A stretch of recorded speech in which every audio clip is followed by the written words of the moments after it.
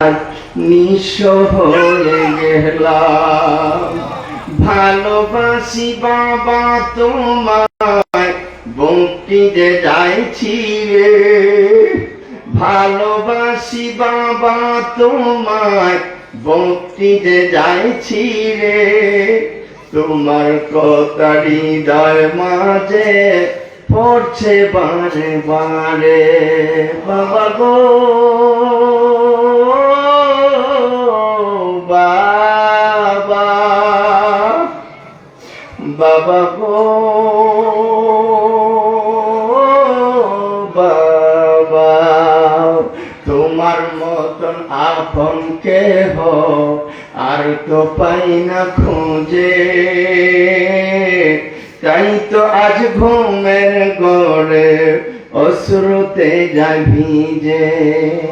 সুখে থাকো বরং সুখে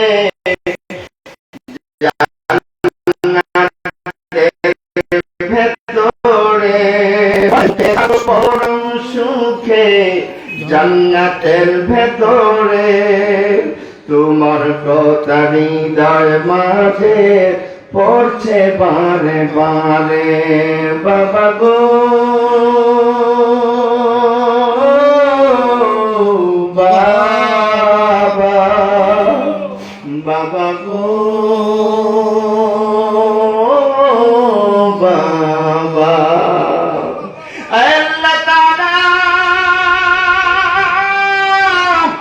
আমরা যারা হাত তুলেছি আল্লাহ আমাদের প্রত্যেকের মা বাপ দাদা দাদি নানা নানি আত্মীয় স্বজন বংশধর আপনজন দোয়া পেতে পারে এমন হকদার মানুষ যে যেখানে কবরের বাসিন্দা।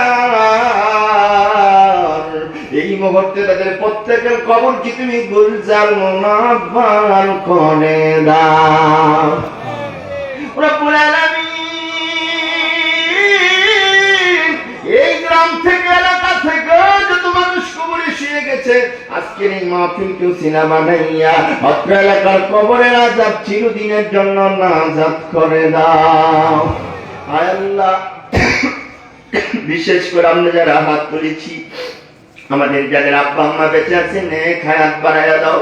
আব্বা আম্মার খেদমত করার তৌফিক দান করে দাও রব্বুল আলামিন। জানি না কার কখন মৃত্যুর পরোয়ানা এসে যায়। যেদিন মালাকুল মউত আজরাইল পাঠাইবা ওই দিন মদিনার কামড়েওয়ালা দয়াল নবীজির নূরানি চেহারা মোবারক দেখাইয়া আমাদের সকলের জবানে অন্তরে জারি করে দিও মধুর কালেমা লা ইলাহা ইল্লাল্লাহু মুহাম্মাদুর রাসূলুল্লাহ সাল্লাল্লাহু আলাইহি ওয়াসাল্লাম। মুআজ্জাজ মুহতারাম ঐতিহ্যবাহী গ্রাম বদ্দারকান্দি গ্রামবাসীর উদ্যোগে মহাপবিত্র ঈদে মিলাদুন নবী সাল্লাল্লাহু আলাইহি সাল্লাম উপলক্ষে আজ সুন্নি মহাসম্মেলনের সম্মানিত সুযোগ্য সভাপতি জনাব হাজী নুরুল ইসলাম প্রধান, বিশিষ্ট সমাজসেবক বদ্দারকান্দি, আজকের মাহফিলের প্রধান বক্তা বিশিষ্ট ইসলামী চিন্তাবিদ মুফাসসিরে কোরআন আশিকে রাসূল হযরতুল আল্লাহ মাওলানা আব্দুর রহমান রিজভী সুন্নি আল কাদেরী খলিফা রিজভী দরবার শরীফ নেত্রকোনা এবং আজকের মাহফিলের বিশেষ আকর্ষণ যিনি আমার পূর্বে আপনাদের খেদমতে অত্যন্ত সুনির্দিত কণ্ঠে প্রিয় নবীজির শানে কিছু কথা পেশ করেছেন বিশিষ্ট আলেমে দ্বীন হযরতুল আল্লাহ মাওলানা শাহজাহান বিপ্লবী সাহেব সুন্নি আল কাদেরী এবং আজকের মাহফিলের বিশেষ আকর্ষণ রাহনামায়ে শরীয়ত ও তরিকত হযরতুল আল্লাহ মাওলানা মহিউদ্দিন সুফি আল কাদেরী সাহেব মদ্দাজিল্লাহুল আলী পীর সাহেব মহিষমারী সুফি দরবার শরীফ হোমনা কুমিল্লা এবং বিশেষ বক্তা হিসেবে আলোচনা পেশ করেছেন কারি মোহাম্মদ উবাইদুল্লাহ সুন্নি আল কাদেরী হযরত মাওলানা জামালউদ্দিন তাহিরি হযরত মাওলানা জয়নাল আব্দিন জিহাদি সাহেব সুন্নি আল কাদেরী হযরত মাওলানা আমানুল্লাহ সাহেব সহ আমন্ত্রিত উলামায়ে কেরাম, অত্র এলাকার মসজিদের সম্মানিত সুযোগ্য খতিব ও ইমাম, আমার সামনে বসা আমার পরম শ্রদ্ধেয় মুরব্বিয়ানে আযম, মুসল্লিয়ানে কেরাম, যুবক ভাইরা, পর্দার অন্তরালে অবলা সরলা পর্দা নিশি সম্মানিতা শ্রদ্ধেয়া শরীফ মা ও বোনেরা, সকলের খেদমতে অন্তরের অন্তঃস্থল থেকে আরেকবার সালাম, আসসালামু আলাইকুম ওয়া রাহমাতুল্লাহি ওয়া বারাকাতুহু।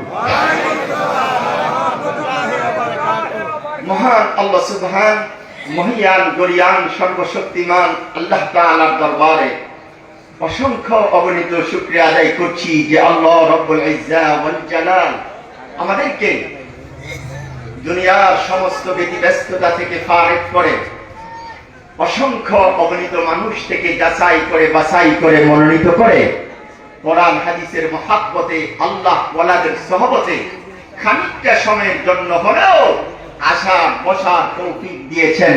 সেজন্য মহামনিবের দরবারে হৃদয়ের সবটুকু আবেগ অনুভূতি উজাড় করে রাতের নীরবতা নিস্তব্ধতা ভঙ্গ করে ইমানের তেজে তেজিয়ান হয়ে আকাশ বাতাস মুখরিত করে সকলে বলিষ্ঠ কণ্ঠে হৃদয়ের সবটুকুন শক্তি এবং ভক্তি একত্রিত করে মনিবের শিখানো কালিমা দিয়ে শুকরিয়া আদায় করছি।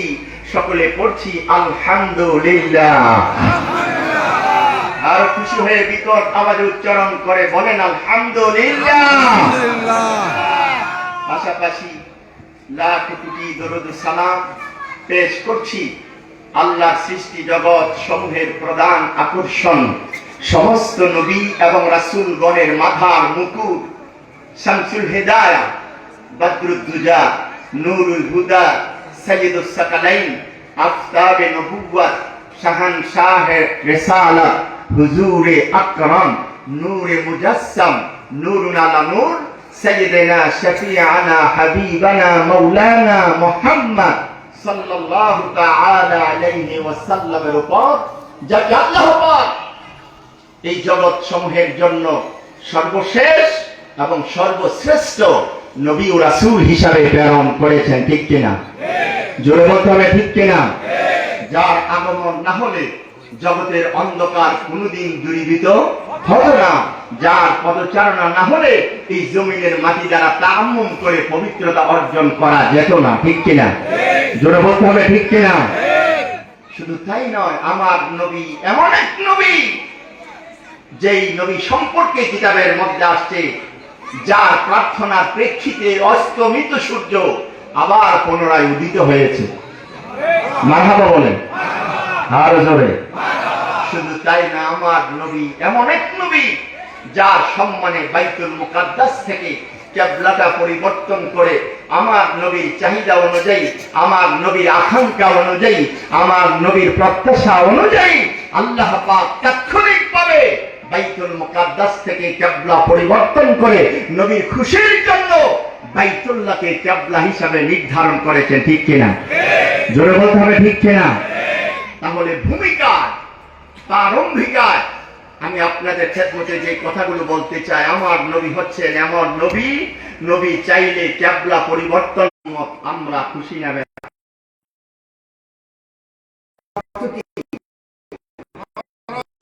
আল্লাহ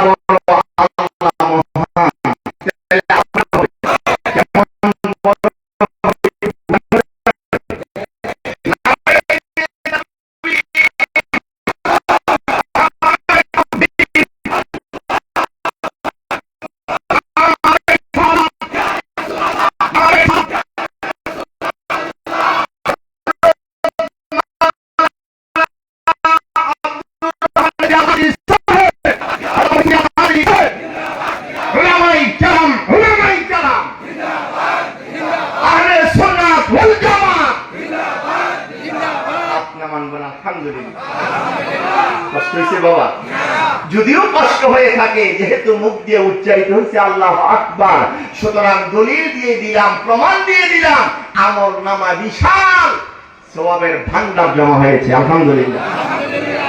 সওয়াব দেওয়ার মালিক কে? আল্লাহ। জোরে কোন? আল্লাহ। সুতরাং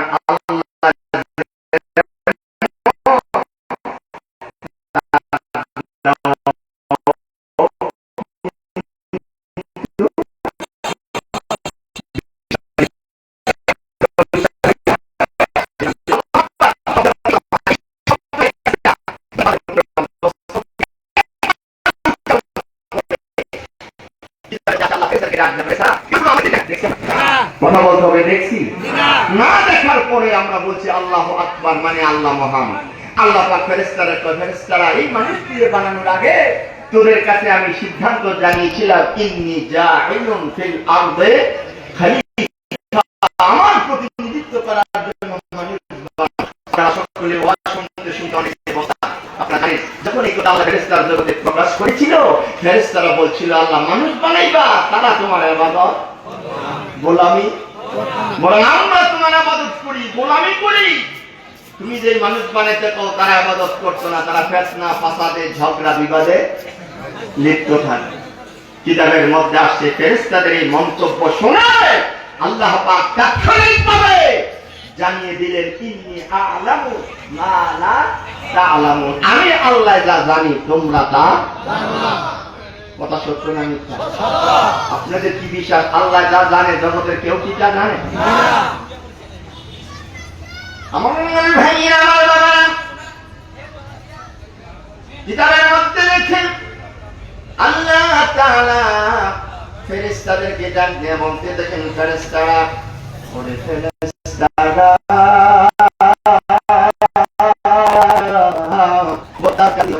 একটু তাকাও, একদল মানুষ আমি আল্লাহকে কোনদিন দেখে নাই, না দেখার পরেও তারা আল্লাহু আকবার ধ্বনি দেয়, আল্লাহু আকবার বলে আমার বরত্ব ঘোষণা করে। ওরে ফেরেশতারা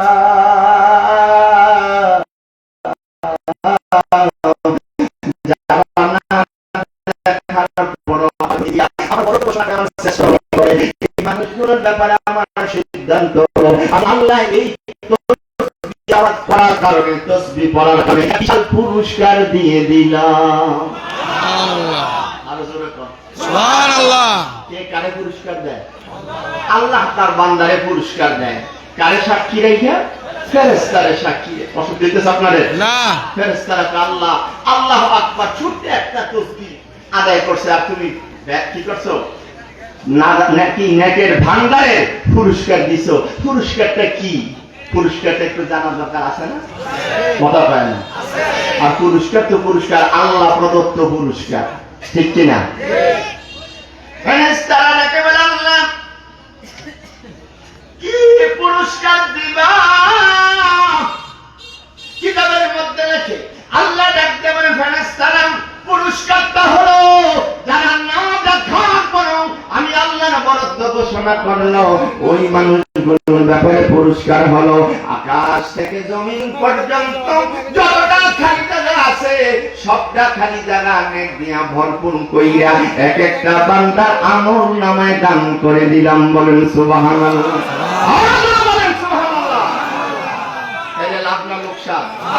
আল্লাহু আকবার বইলে কি লাভ হইছে না লোকসান হইছে? এরকম মাঝে মধ্যে লাভ নিতে রাজি আছেন তো? কথাটা রাজি আছেন তো?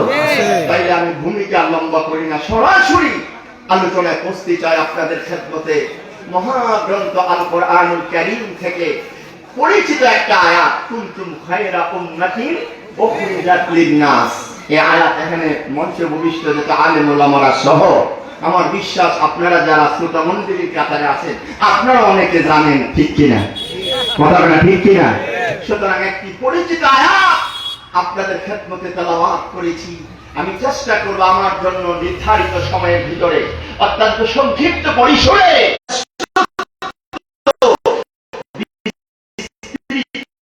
সম্পর্কে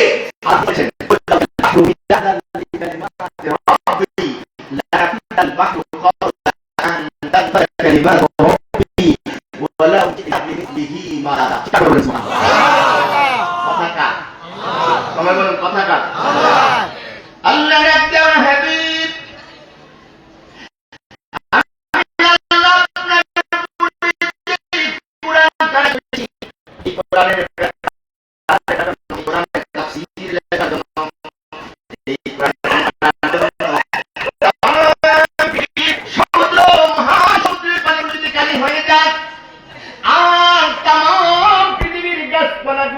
কলম হয়ে যায়, এই কালি দিয়া এই কলম দিয়া যদি আমার নাযিলকৃত কোরআনের ব্যাখ্যা লেখা শুরু করে দেওয়া যায়, সুবহানাল্লাহ।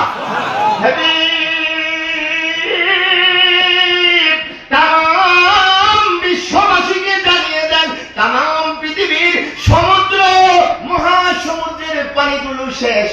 যাবে, কিন্তু আমার নাজিলকৃত কোরআনের ব্যাখ্যা লেখা শেষ হবে না। মুসলমান চিন্তার বিষয়, তাম পৃথিবীর সমুদ্র মহাসমুদ্রের পানি শেষ হবে, কিন্তু আল্লাহ আমার নবীর উপরে যে কোরআনটা নাজিল করছে কোরআনের ব্যাখ্যা লেখা শেষ, আরো জোরে কোন শেষ। এই কথার দ্বারা আপনাদেরকে আমি ইঙ্গিত করছি, বোঝা গেল আমার নবী যেমন শ্রেষ্ঠ, নবীর উপরে যে কিতাবটা নাজিল করছে সেই কোরআনটাও বিশ্বাস হয় কিনা? সবাই বলেন সেটি বিশ্বাস হয় কিনা? এই জন্য আমার হুজুর কেবলা মদিনার জামাতের কর্ণধার কামাল্লা দরবারের প্রতিষ্ঠাতা রাহবার হুজুর কেবলা রহমতুল্লাহ আলাইহি বলতেন, ও মুসলমান, আমরা নবী যেমন পাইছি শ্রেষ্ঠ, তেমন কিতাবও পাইছি আমরা উম্মত আর মদিনার জামাতও। মারহাবা বলবেন না? পাইলে নিরা লাই গনবি, পাইলে নিরা, একটু সবাই বলেন পাইলে নিরা, পাইলে নিরা, তোমার দুই কদমে চুমু খাবো, দুই কদমে চরণ দুলি মাখবো গায়, পাইলে নিরা লাই গনবি, পাইলে, সবাই কোন পাইলে নিরা লাই গনবি, পাইলে তায়েফের ময়দানে নবী উম্মত বলে কাঁদলেন দিনী, ঠিক না বলে? ও মোদের ময়দানে নবী উম্মত বলে কাঁদলেন দিনী, আরে এখনো কাঁদিতে আছে সোনার মদিনায়, পাইলে নিরা, পাইলে নিরালায়, সবাই বলেন পাইলে নিরা, তোমার দুই কদমে চুমু খাবো, দুই চুমু খাবো, চরণ দুলি মাখবো গায়, পাইলে নিরা। অসুবিধা হয় নাকি? তাইলে আমি বুঝাতে চাই আমার নবী যেমন শ্রেষ্ঠ, নবীর উপরে যে কোরআনটা নাজিল করেছেন সেই কোরআনটাও বিশ্বাস হয় কিনা? আরো জোরে কোন। এই জন্য কিতাবের মধ্যে লিখে আদম নবী থেকে শুরু করে ঈসা রূহুল্লাহ পর্যন্ত যত নবী পয়গম্বর পৃথিবীতে এসেছেন সমস্ত নবী রাসূলকে আল্লাহ পাক মুজিজা দিছেনি।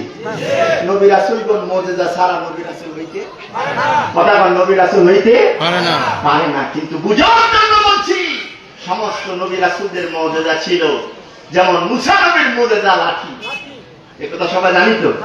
মুসা নবীর মুজিজা কি ছিল? লাঠি। এটা জমিনে রাখলে কি হয়ে যায়? সাফ হয়ে যায়, ঠিক কিনা বলে? কথা কেনা ঠিক কিনা? আবার সমুদ্রে যখন আঘাত করছে রাস্তা, এখন আমার মুসা নবীর লাঠির মুজিজা ব্যাখ্যা বোঝানোর উদ্দেশ্য না, অসচেতন নাগরিক সুন্নি মহাসম্মেলনে উপস্থিত শ্রোতামণ্ডলী, আমি বলতে চাই মুসা নবী বিদায়, ওনার মুজিজা লাঠিও। কথা কম, কথা বলে ঠিক কিনা? এখন দুনিয়ার আর কেউ লাঠি দিয়া জমিনে আঘাত করলে সাপ, পানিতে আঘাত করলে রাস্তা। তার মানে বুঝাতে চাই নবী বিদায়, সাথে সাথে তানের মুজিজাও। কথা বল, মুজিজাও। হযরত ঈসা রূহুল্লাহ কুম বিইজনিল্লাহ কইলে মরা লাশ যেটা হইয়া যাইত। কথা সত্য না মিথ্যা? আরে কথা কর না। কিন্তু ঈসা নবী বিদায়, এখন আর দুনিয়ার কেউ